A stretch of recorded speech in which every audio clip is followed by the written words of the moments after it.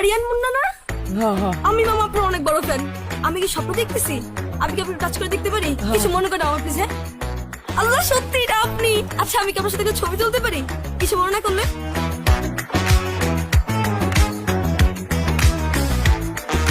আরে মামা, আপনি রিকশাওয়ালা আরিয়ান মুন্না না? মামা আপনি তো অনেক বড় সেলিব্রিটি। আপনার তো ইউটিউবে 40 মিলিয়ন সাবস্ক্রাইবার, ফেসবুকে 20 মিলিয়ন ফলোয়ার, টিকটকে 20 মিলিয়ন ফলোয়ার। মামা আপনি করেনটা কি? রিক্সা চালাই। আসলে মামা আমি তা বলতে চাই নাই, আমি বলতে চেয়েছিলাম যে অনেক মানুষ আছে গান গেয়ে দর্শকদের মন জয় করে, অনেকে আছে অভিনয় করে দর্শকদের মন জয় করে। আপনি কি এমন কন্টেন্ট করেন বা কি এমন ট্যালেন্ট আপনার ভিতরে আছে যে দর্শকরা এত পছন্দ করে, আপনার এত ফ্যান, এত ফলোয়ার, সবাই আপনার সাথে ছবি তোলার জন্য পাগল হয়ে যাচ্ছে? আপু আপনি এগুলো কি বলতেছেন? বর্তমানে তো এত বেশি ফ্যান ফলোয়ার বানানোর জন্য ভালো কন্টেন্টের প্রয়োজন পড়ে না, ট্যালেন্টের কোনো প্রয়োজন পড়ে না। বর্তমানে কন্টেন্টের ভিতরে পাগলামি সাগলামি করলে অনেক বড় সেলিব্রিটি হওয়া যায়। আপনার বিশ্বাস হইতেছে না তো আমি এখনই আপনার প্রমাণ দিতেছি। এই যে আপু, আপনি আমার একটু আগে কি বলছেন?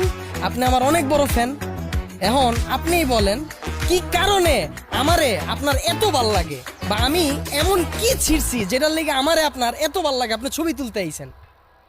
আসলে আমি তো জানি না। দেখছেন? কিন্তু এইটা কিভাবে সম্ভব? পাগলামি সাগলামি কইরা ইউটিউবে 40 মিলিয়ন সাবস্ক্রাইবার, আবার 20 মিলিয়ন ফেসবুকে ফলোয়ার।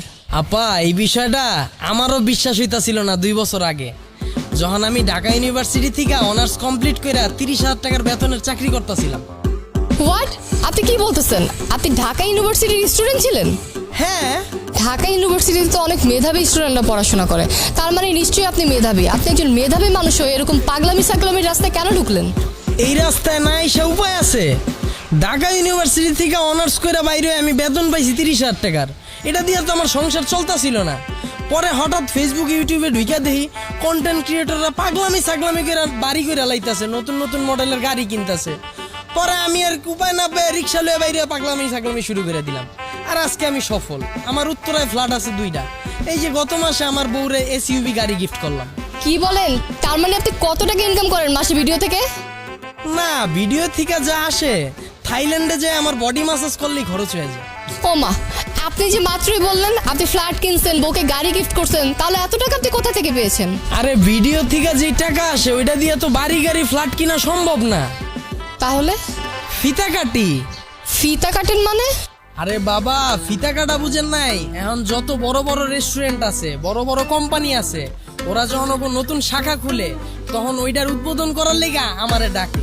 আর আমি যা একটু ফিতা কাটি আর একটু পাগলামি সাগলামি করি। আর আমার এই পাগলামি সাগলামি দেওয়ার লেগা হাজার হাজার মানুষের ভিড় লেগা যায়। আর তখন রাস্তাঘাট জ্যাম হয়ে যায়। আর তখনই একজন আরেকজনের জিগায়, ভাই এনে এত জ্যাম কে, কি হইছে? তখনই কয় অমুক কোম্পানির উদ্বোধন হইতাছে, আরিয়ান মুন্না রিক্সাওয়ালা আইছে। আর তখনই এই কোম্পানিটার অনেক বড় প্রচার হয়ে যায়। আর আমি আওয়ার সময় 10 লাখ টাকা লয়ে আয়া করি। ধরেন মাসের ভিতরে 4-5টা ফিতা কাটলে 40-50 লাখ টাকা আমার আয়া পড়ে। আর সবচেয়ে বড় বিষয় হলো এখন তো প্রতি মাসে বড় বড় অ্যাওয়ার্ড ফাংশন হয়।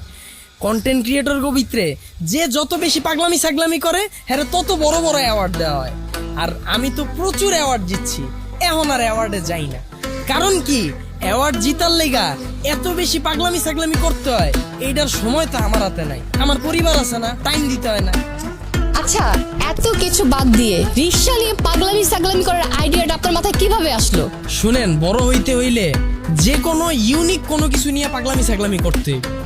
তো এখন অনেকে বউ নিয়ে পাগলামি সাগলামি শুরু করে দিছে, অনেকে মা বা ভাই বোন নিয়ে পাগলামি সাগলামি শুরু করে দিছে। আবার অনেকে এমন পাগলামি সাগলামি শুরু করছে, কি দিয়া যে শুরু করছে ওরা এটা নিজেরাও জানে। পরে আমি চিন্তা করলাম যেহেতু ইউনিক কিছু নিয়ে পাগলামি সাগলামি করতে হইব, পরে আমি রিক্সা লয়ে নাইমা পড়লাম, রিক্সা লয়ে পাগলামি সাগলামি শুরু করে দিলাম। আচ্ছা, তার মানে আপনি কি বোঝাতে যাচ্ছেন যে বাংলাদেশে যত কন্টেন্ট ক্রিয়েটর আছে সবাই কি আপনার মতো পাগলামি সাগলামির ভিডিও বানায়? অবশ্যই না।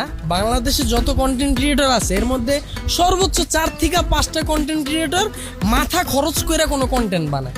বেশিরভাগই তো মেধাহীন কন্টেন্ট যে বানায়, বুঝাই যায় খালি পাগলামি সাগলামি করতেছে, মাথার ভিতরে কিচ্ছু নাই।